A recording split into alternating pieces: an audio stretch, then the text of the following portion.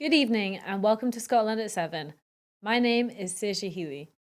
Tonight it's just me in the studio, so I'll be sharing today's top stories from Scotland and beyond. As always, we start with our Ukraine update. It is day 351. President Zelensky addressed the European Parliament this morning saying that Ukraine will join the European Union and thanking the bloc's members for their support during Russia's invasion. French President Emmanuel Macron said Paris would continue the effort to deliver arms to Kyiv, adding that France was determined to help Ukraine toward victory, peace, and Europe. German Chancellor Olaf Scholz said that it was clear that Moscow would not win and assured Ukraine its future was in the EU, saying Ukraine was a part of the European family. President Zelensky also made an emotional appeal to the UK to supply Ukraine with fighter jets on a surprise visit to the UK yesterday. I appeal to you and the world with the simple and yet most important words: combat aircraft for Ukraine, wings for freedom, he said. Pledges of support by the UK Prime Minister included training Ukrainian pilots on advanced NATO fighter jets to ensure Ukraine can defend its skies well into the future. NATO General Secretary Jens Stoltenberg said there was no sign of Russia preparing for peace. On the contrary, Russia is preparing for new military offensives, he said during a joint press conference with the US Secretary of State Antony Blinken.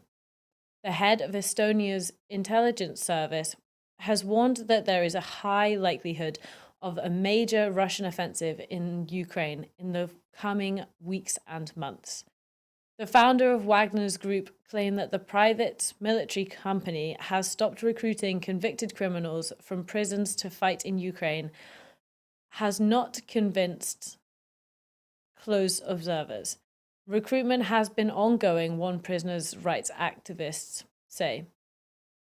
Russian forces have significantly stepped up attacks in eastern Ukraine and are trying to break through the Ukrainian defenses near the town of Kreminnya. A regional governor, Saoirse Heiley, has said. Now, moving further east, the death toll in Turkey and Syria has reached over 19,000. Turkey's President Recep Tayyip Erdogan has said that the death toll in his country from Monday's devastating earthquake has now reached 16,170, bringing the combined total of fatalities in Turkey and Syria to 19,362.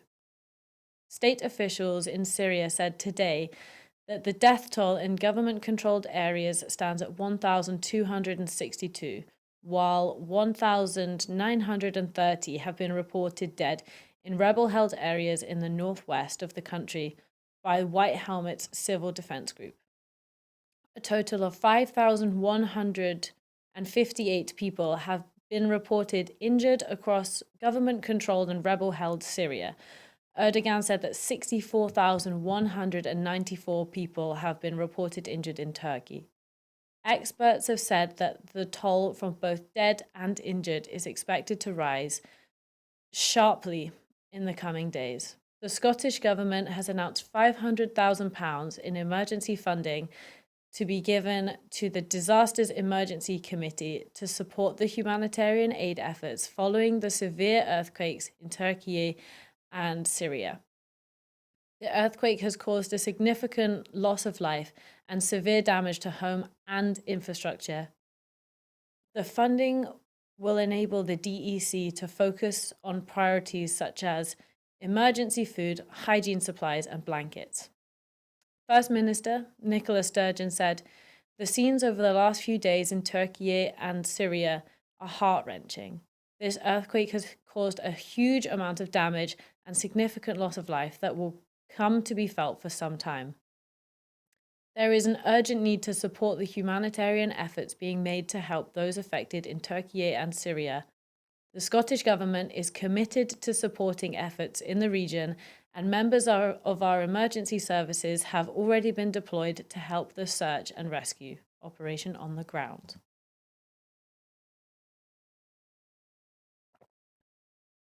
Now, moving to Scotland, the IFS report says Scotland's tax and benefits are fairer than the rest of the UK.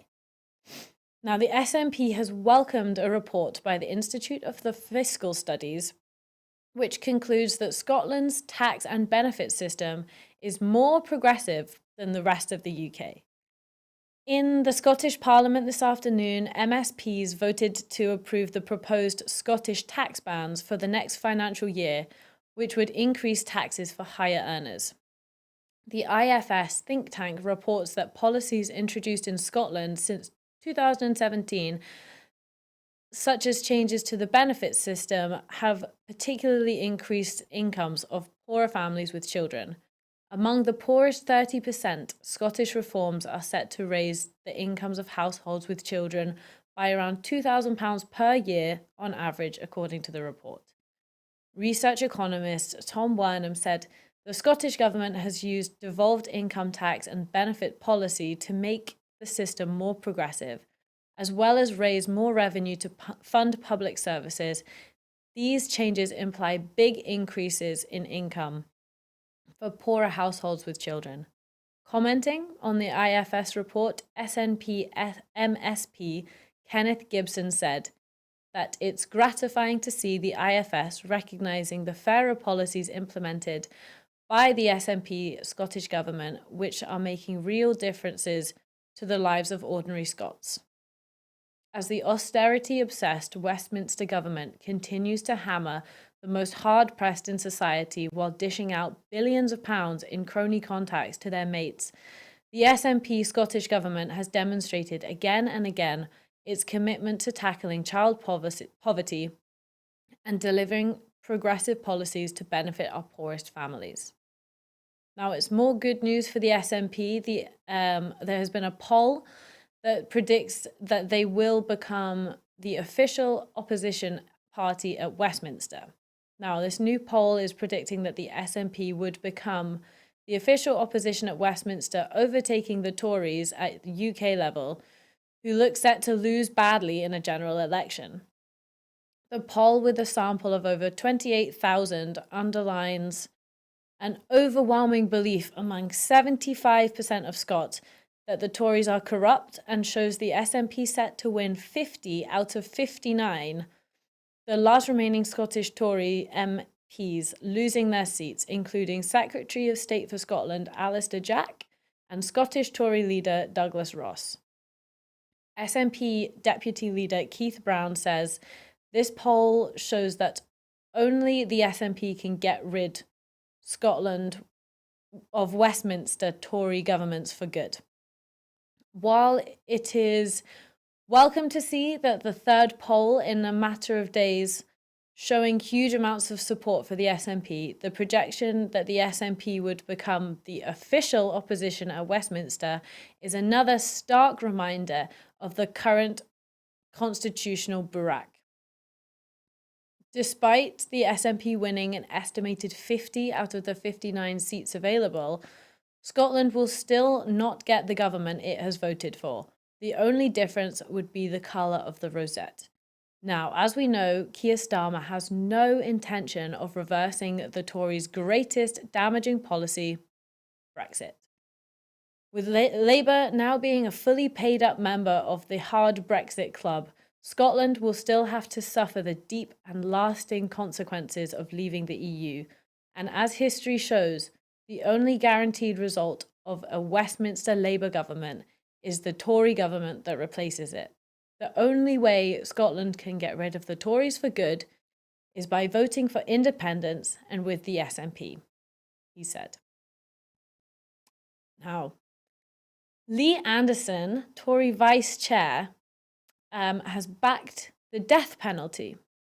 Now, Rishi Sunak has rebuked Lee Anderson just 48 hours into his career as Conservative Party vice chair after saying that he supported the death penalty because nobody has ever committed a crime after being executed. The Nottinghamshire MP, whose elevation to the job on Tuesday thrilled some fellow Red Wall MPs but caused worries among others about potential damage to the party. also called for a naval standoff in the Channel over small boats and accused a radio reporter of being dishonest. His support for the death penalty comes in an interview with The Spectator conducted just before he became party vice chair. Asked whether he would back the idea, Anderson said, "Yes, nobody has ever committed a crime after being executed. You know that, don't you? 100% success rate." Noting that opponents held up the prospect of miscarriages of justice, he said people shown to be murdering someone on camera should be executed the same week, adding, "I don't want to pay for these people." Anderson's views were swiftly disowned by Sunak, who was asked about them during a visit to Cornwall. "That's not my view, that's not the government's view," he said. Discussing the arrival of people who come across the Channel in small boats, Anderson said, "They are seeing a country where the streets are paved with gold, where once you land, they are not in that manky little fucking scruffy tent. They are going to be in a 4-star hotel." Asked what he would do, Anderson said, "I'd send them straight back the same day. I'd put them on a Royal Navy frigate or whatever and sail it to Calais, have a standoff, and then they'd just stopped coming." Commenting, SNP spokesperson Stuart MacDonald said, "The death penalty is abhorrent and rightly consigned to the past. The public know that and won't be taken in by the Tories' latest desperate lurch to the right. A party that appoints someone espousing views like this, such as Lee Anderson, to a senior role is not a party that deserves to be taken seriously and is certainly not one fit for government."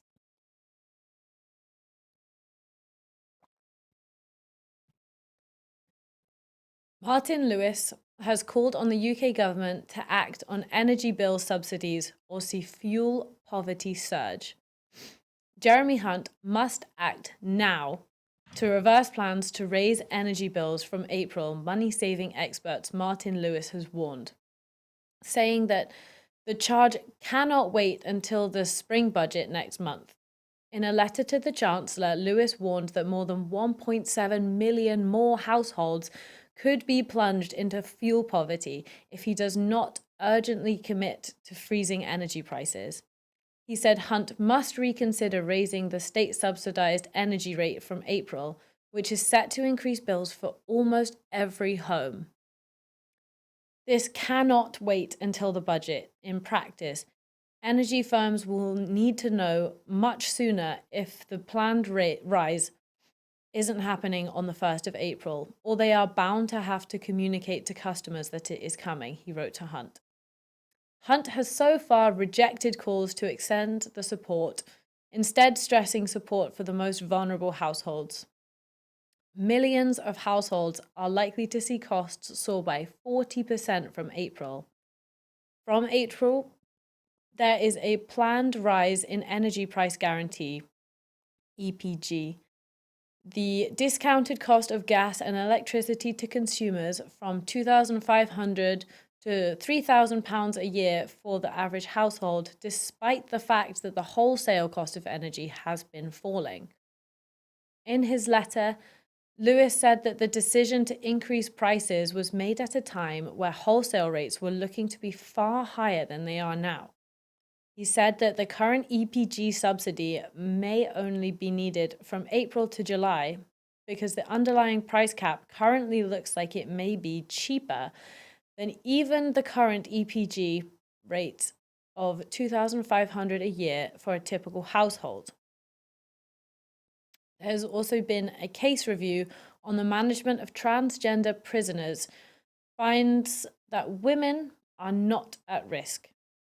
An urgent case review into the management of a transgender person in custody has found that at no point were any women in the care of the prison service at risk of harm. The Scottish Prison Service, the SPS, review also confirmed the person did not come into any contact with any other prisoners during their time at HMP and YOI, Cornton Vale, and that the SPS policy was followed during each decision making the process and risk assessment. The review makes 4 key recommendations into the management of a transgender individual in prison. The creation of a shared justice process for admitting transgender people to prisons in Scotland to help improve decision making at admission and subsequent case conferences. Better communication between justice partners to ensure a clearer approach to the transfer of transgender people from court to custody. For wider SPS gender identity and gender reassignment policy review to consider improvements to admission and placement and management, and for the SPS to consider the weight of a person's previous offending history to be considered as a part of the case conference process. Finally, to strengthen the balance around the risk of harm with an individualized approach as part of the admissions process to prison, allowing for somebody to be located in a secure isolation for the sole purpose of a risk assessment based on known and unknown risks.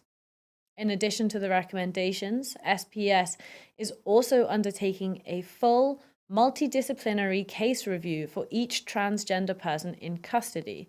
The service is also continuing to progress in dialogue with the Scottish Government and other stakeholders, a review of the management of trans prisoners as a part of the GIGR policy review. Until these reviews are complete, any transgender person in custody who has a history of violence against women, including sexual offences, will not be relocated from the male to the female estate. Moving over to Northern Ireland, the Assembly elections are to be delayed again, with a new deadline for the 18th of January next year for the Democratic Unionist Party to return to power sharing, the UK government has announced. The decision to delay the formation of an executive means the elections can be called is mid-December because the shortest campaign period allowed is 6 weeks. The Northern Irish Secretary, Chris Heaton-Harris, has tabbed special legislation in Parliament today for the delay to allow time for the space for the Northern Irish parties to work together to return to government. He said in a statement, having spoken to political representatives, businesses, and communities in Northern Ireland, I have concluded that another election at this time is not the best course of action to facilitate the restoration of the executive. He said it was disappointing for voters that Stormont had been in abeyance since last February, but the resumption of power sharing remained his focus. One Northern Ireland MP said it was the right move because it decoupled the Stormont process from the dispute over the Northern Irish Protocol, which triggered the DUP's boycott of the devolved government. It would also mean a different narrative if the DUP rejected any potential UK-EU deal. Another, Stephen Farry, the MP for North Down, said any snap Assembly election in the current context didn't make any sense, especially with the UK-EU talks progressing. But he said the UK government could not allow drift. Northern Ireland can't afford a political vacuum, and the government seriously need to look at reforms of the political institutions to stop any party vetoing their operation and denying Northern Ireland a government. Now, power sharing has been suspended for almost a year, but the latest delay will not mean the return of direct rule. Instead, the civil service will run the administration with budgets set in Westminster. It will also raise questions about the much-anticipated visit of the US President Joe Biden and his special envoy Joe Kennedy III, who has yet to set foot in Northern Ireland since his appointment on the 19th of December. The DUP are likely to oppose a new deal on the protocol, widely expected in the coming weeks because if it does not meet the 7 conditions the party has set out to end its boycott of the Stormont Assembly. Under existing legislation, Heaton-Harris was obliged to call an election by the end of the first week of March if he were to meet the legal deadline of mid-April to form an executive.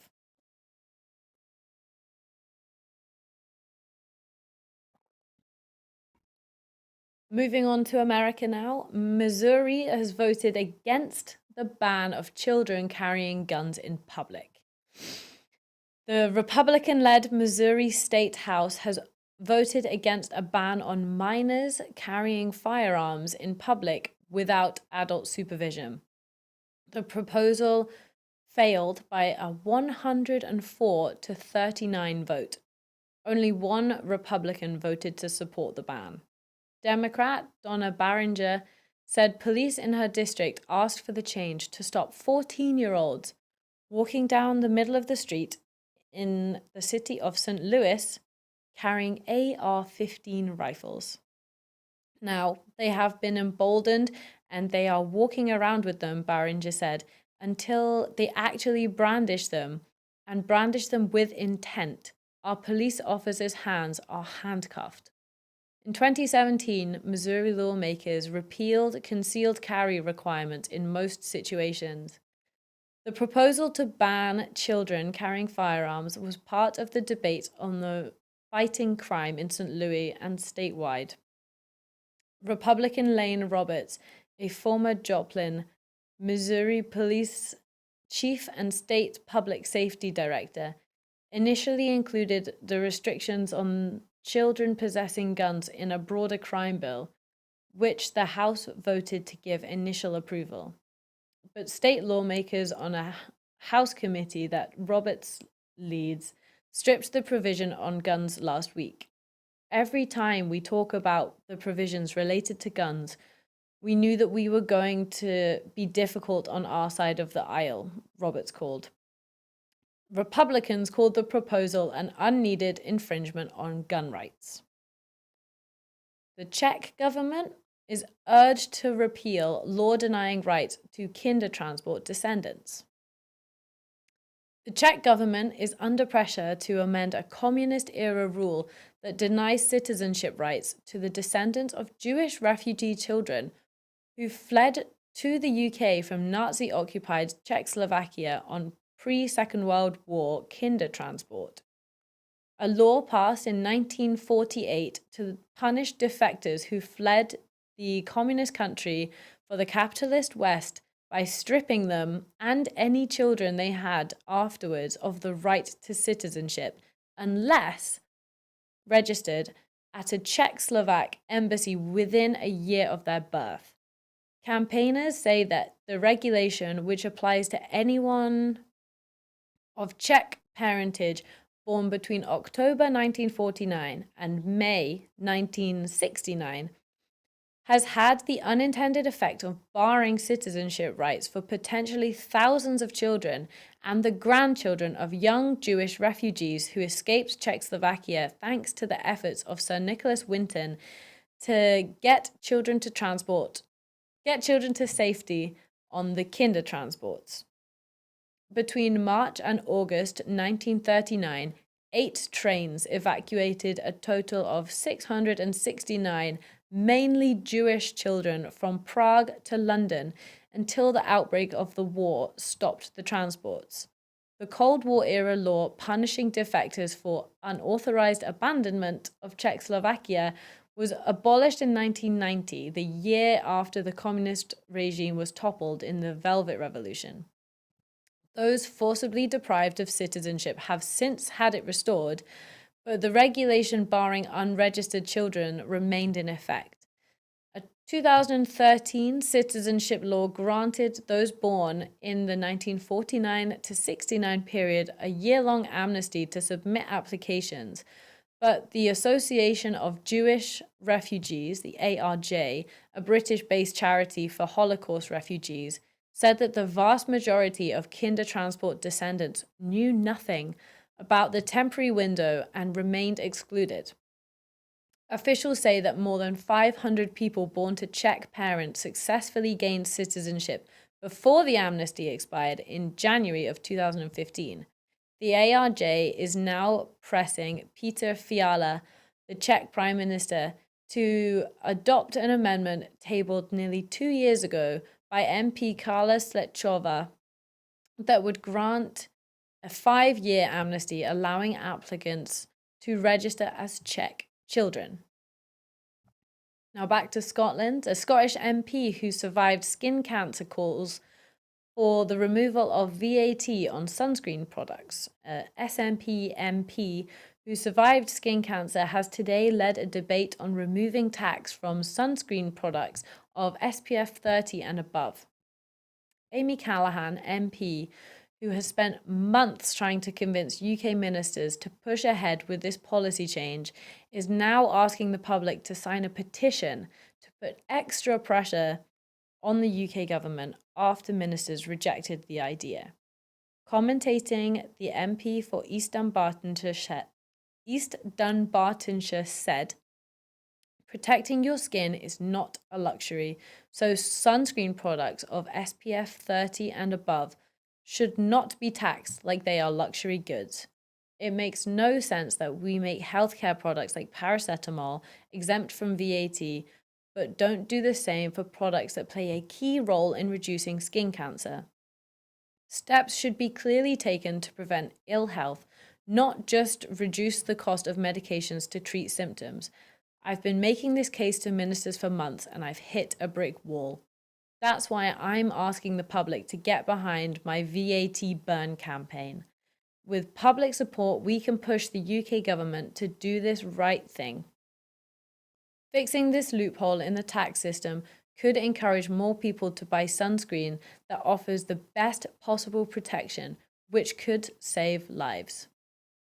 Well, that's it for this evening. Thank you for tuning in. Before I go, I just want to remind you that at Broadcasting Scotland, we depend on the generosity of our supporters. So to everyone who's donated so far and everyone who has signed up to make regular monthly payments, thank you very much. Our programs will always be free to view. However, if you can afford £5 a month, please consider becoming a Broadcasting Scotland supporter. We've set ourselves a target of adding 10,000 new subscribers to enable us to employ staff to make our programs. Thank you so much for tuning in. Thank you for watching, and good night.